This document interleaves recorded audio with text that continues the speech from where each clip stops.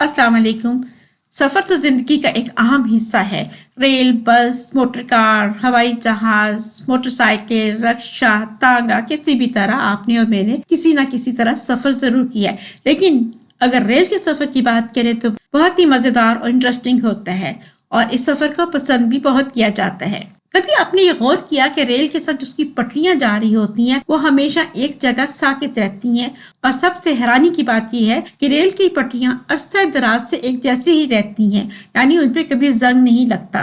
कभी सोचा कि ऐसा क्यों होता है? तो वो हम आपको आज की वीडियो में बताएंगे, इसलिए हम चाहेंगे कि इस वीडियो को एंड तक देखिए और अगर आपने ये चैनल अभी तक सब्सक्राइब नहीं किया तो इस चैनल को सब्सक्राइब कर लीजिए। हम बात करेंगे रेल के साथ जो उसकी पटरियां होती हैं उसके हवाले से।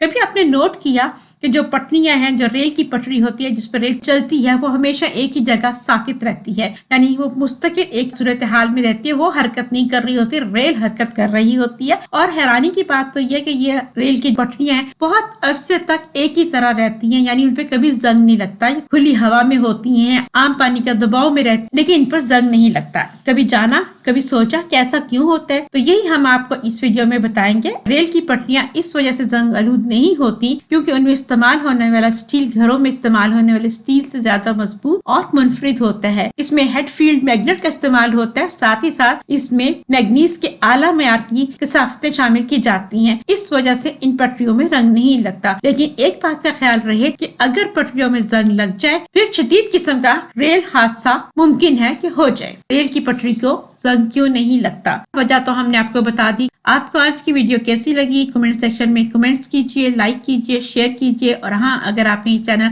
अभी तक सब्सक्राइब नहीं किया तो हम आपसे दरख्वास्त करेंगे कि इस चैनल को सब्सक्राइब कर लीजिए। मिलेंगे जल्दी एक नई वीडियो के साथ। अल्लाह हाफिज।